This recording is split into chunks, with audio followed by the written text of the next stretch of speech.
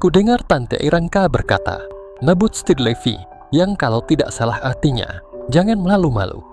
Lalu Tante Irenka bangkit dari sofa, memegang bahuku, sambil berkata, "Titip adikku ya, senangkanlah hatinya." "Iya," aku mengangguk. "Tante mau kemana?" tanyaku. "Mau istirahat dulu di kamar yang di ujung sana," sahut Tante Irenka sambil melangkah keluar, meninggalkan Anastasi sendirian di sofa, dalam gaun dan jaket tebal yang sejak tadi dikenakannya. Dan aku pura-pura tidak tahu apa alasan Anastasi mengenakan jaket tebal itu. "Lagi sakit?" tanyaku sambil duduk di sampingnya. "Tidak, aku sehat-sehat aja," sahutnya. "Lalu kenapa pakai jaket?" tanyaku lagi sambil memegang tangannya dan mengusap-usap telapaknya. "Malu, takut kelihatan masa depanku yang besar sekali," sahutnya tersipu. "Loh, itu kan suatu kelebihan, bukan kekurangan, harusnya dijadikan kebanggaan. Bukannya harus membuatmu malu, Ji," ucapku. "Dennis suka sama besar?"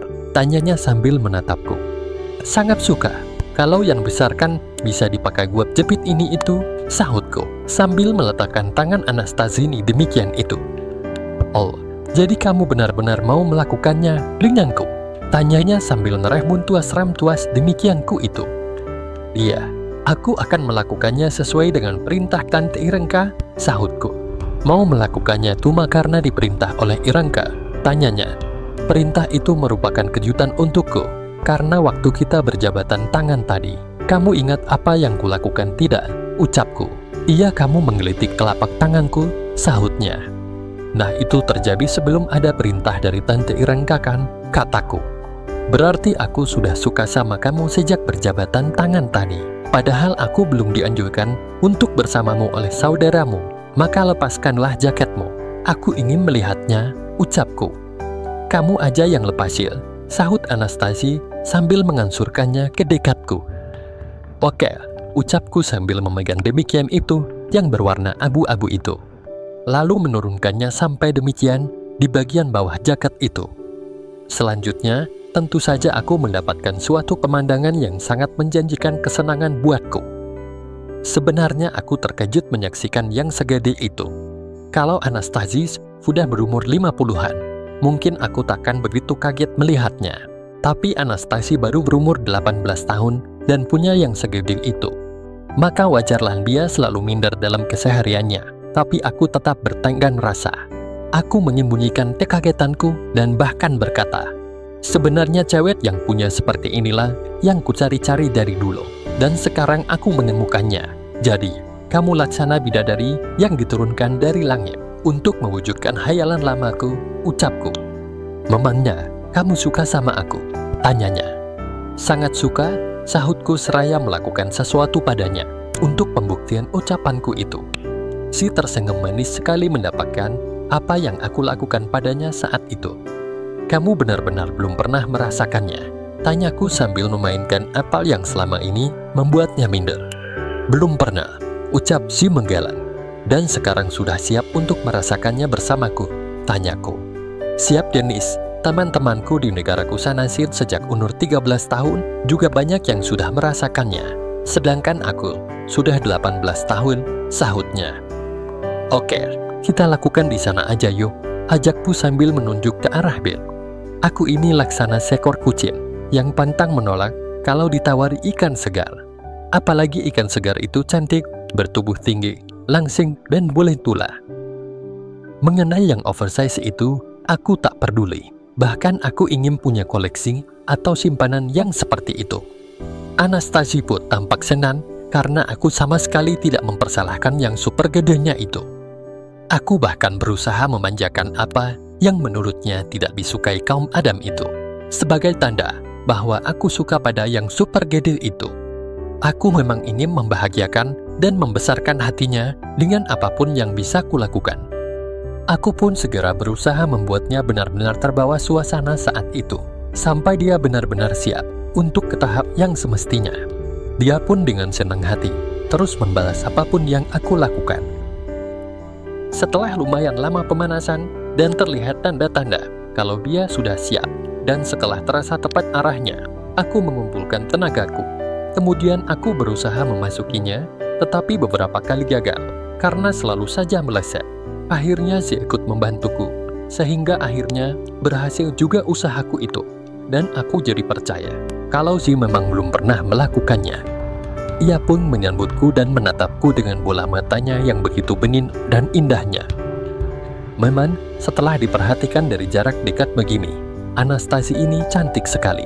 Cantik yang alamiah, tiada polesan make up sedikit pun, kecuali bibirnya saja yang dipoles lipstick. Aku pun tersenyum sambil membisikinya, "Bagaimana Zi, sukakah kamu?" "Suka sekali Demis," sahutnya. Ini merupakan keberuntunganku, karena tanpa diduga-duga Tante Irenka ngasih bonus, adiknya yang minder dan masih benar-benar suci. Setelah beberapa lama, akhirnya Zi berhasil memperolehnya yang pertama kalinya. Pada saat yang sama, tiba-tiba terdengar suara Tante Irenka yang sudah melangkah ke dekat bed. "Wan, what? Asiknya sepasang muda-mudi ini," ucapnya. Aku agak kaget dan langsung tersadar bahwa pintu yang sudah kututup tadi, tapi memang lupa menguncinya, sehingga Tante Irenka bisa masuk ke dalam kamar ini. Tapi biarlah. Aku malah senang melihat kehadiran Tante Irenka itu. Terlebih setelah ia dengan segera mempersiapkan dirinya dan ikut naik ke atas bed, kemudian mengusap-usap dahi Anastasi yang keringetan. "Kenapa kelihatan lemas gini?" tanya Tante Irenka. Aku yang menjawab, "Dia baru saja mencapainya Tante." "Oh ya, berarti giliranku dong sekarang," ucap Tante Irenka sambil tersenyum penuh misteri. Aku pun bersiap untuk Tante Irenka.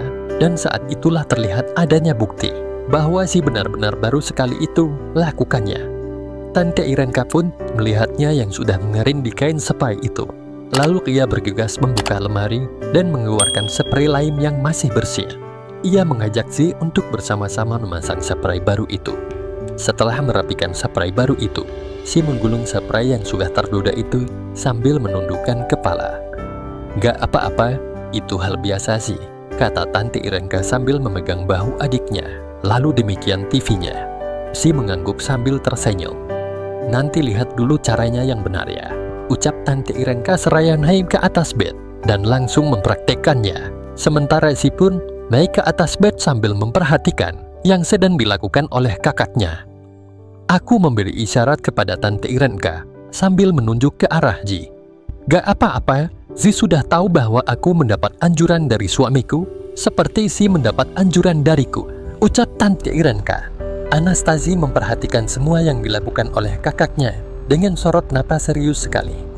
Tante Irenka memang terampil sekali, tapi karena aku memang sudah sangat siap, Tante Irenka pun tidak mau berlama-lama, langsung menyempurnakannya dengan aku di bawah. "Katanya cuma suka posisi di bawah," ucapku. "Ini kan sedang ngajarin sih," sahut Tante Irenka. Tanpa banyak tanya lagi, aku dan Tante Irenka pun bahu-membahu saling bantu. Sementara Zi memperhatikan kakaknya dengan sorot serius sekali. Tapi hanya belasan menit, Tante Irenka beraksi. Dia sudah mengendur sambil mengeluh. "Inilah yang aku tidak suka. Kalau dalam posisi gini, aku jadi cepat sampainya," ucapnya. "Aku kan gak minta, Tante," sahutku. "Kan ngajarin sih, biar dia tahu banyak mengenai ini," sahut Tante Irenka. "Ya sudah, lanjutin sama dia lagi J. Dia udah siap lagi tuh," ucapnya lagi. Dengan senang hati, aku pun segera menjalankan perintah Tante Irenka. Aku mendekati Si dan berkata, "Kita sih pakai cara tadi aja ya. Kamu kan masih pemula. Biar hafal pelajaran pertama aja dulu," ucapku. "Iya," sahut Ji sambil tersenyum. Terdengar suara Tante Irenka. "Kalau Denis punya minat menikahi Si, aku izinkan, asalkan hubunganku dengan Denis tetap berjalan." Ku sahut, "Tapi Si harus jadi mualaf dulu, karena di sini pernikahan antar dua agama tidak diizinkan." Tiba-tiba Si berkata perlahan, "Aku sudah jadi mualaf sejak 3 tahun yang lalu." "Hah, betul Si sudah jadi mualaf Tante?" tanyaku sambil menoleh ke arah Tante Irenka. "Betul," Tante Irenka mengangguk. "Sejak kelas 1 SMA, dia sudah jadi mualaf atas anjuran Om Safik, karena Si ingin punya suami orang Indonesia. Kalau aku kan dengan Om Safik kan nikahnya di catatan sipil, makanya aku sampai sekarang belum jadi mualaf," ucap Tante Irenka. Aku tidak menanggapi ucapan Tante Irenka itu, karena sedang serius untuk mengantarkan si ke puncaknya lagi. Kali kedua ini, si lebih aktif, tidak seperti yang pertama tadi. Tante Irenka tampak sayang sekali kepada adiknya. Ia duduk di dekat kepala Zi dan membelai rambutnya. Sedangkan Zi tetap dengan mata terpejam-pejam. Kali ini aku tidak bisa mempertahankan diri lagi. Ketika Zi mulai ada tanda-tanda semampai, aku pun sudah tiba di detik-detik itu juga. Maka aku pun berusaha mengejarnya. Aku tidak mau ketinggalan olehnya. Berkat kerjasama yang solid, kami berdua tiba dengan bersama-sama. Lalu aku pun lemas, diapit oleh Tante Irenka dan adiknya. Kami pun terteh di air dengan nyayaknya. Ketika aku terbangun keesokan paginya, Tante Irenka dan Zi sudah tidak ada di atas bed. Mungkin mereka sudah masuk ke kamarnya masing-masing. Aku pun turun dari bed dan masuk ke kamar Nabi, lalu mandi sebersih mungkin dan mengenakan pakaian lengkap. Karena aku teringat kalau masih banyak yang harus kuselesaikan hari ini. Begitu aku selesai berpakaian, Zi muncul dalam bastuar putih bersihnya dengan senyum manisnya dan mengucapkan, "Selamat pagi Dinis tercinta." "Selamat pagi si cantik," sahutku. "Udah lama bangun?" tanyaku. "Sejam yang lalu, ada sesuatu yang berubah padaku pagi ini," sahut Zi. "Apaan Tur?" "Oh iya, kamu jadi semakin cantik pagi ini sih," ucapku. "Bukan masalah wajah, ini nih yang berubah," ucap Zi sambil menarik demikian. "Jadi cantik sekali sih," ucapku. "Terima kasih," sahutnya. "Tapi sekarang aku banyak kerjaan yang harus diselesaikan sayang," ucapku. "Iya, tapi aku ingin menyampaikan sesuatu Denis," ucapnya. "Apaan tuh?" tanyaku. Zi lalu berbisik di dekat telingaku. "Aku cinta kamu Denis," bisiknya. "Sama, aku juga mencintaimu. Tapi bisakah kamu menerima Irenka yang sudah duluan punya hubungan denganku?" tanyaku. "Gak apa-apa, aku dan Irenka saling menyayangi kok," sahutnya. "Syukurlah kalau begitu. Pokoknya kita bertiga nanti harus selalu kompak ya," ucapku. Zi mengangguk sambil tersenyum manis. Setelah tukeran nomor HP dengan Zi, aku pun menghampiri Tante Irenka dan Om Safik di kursi rodanya di ruang keluarga untuk pamitan pulang. "Lalu, masa gak sarapan pagi dulu Demis?" tanya Tante Irenka. "Gak usah Tante, aku harus ke kantor dulu. Banyak yang harus dikerjain hari ini," sahutku. Ketika aku berjongkok di depan kursi roda Om Safik dan mencilikum tangan adik papaku itu, Om Safik mengusap-usap rambutku. "Terima kasih atas bantuanmu Denis. Aku minta agar Denis datang ke sini secara rutin ya, minimal seminggu 2 kali," ucap Om Safik. "Iya Om, kalau tidak sibuk pasti aku akan datang ke sini," sahutku. Tante Irenka menawarkan diri mau menghantarkanku ke rumah, tapi aku menolaknya karena takut merepotkan. Maka pagi itu aku pulang ke rumah dengan memakai taksi. Setibanya di rumah, aku langsung menjumpai Nikel di ruang kerjaku dan berkata, "Ayo ikut aku sekarang, Bey." "Siap," sahut Nikel langsung berdiri dan mengikuti langkahku. Apakah yang direncanakan Demis ini pada Nikel yang akan dia jadikan istrinya itu? Kita lanjutkan di episode selanjutnya ya. Bersambung. Jangan lupa subscribe teman-temanku.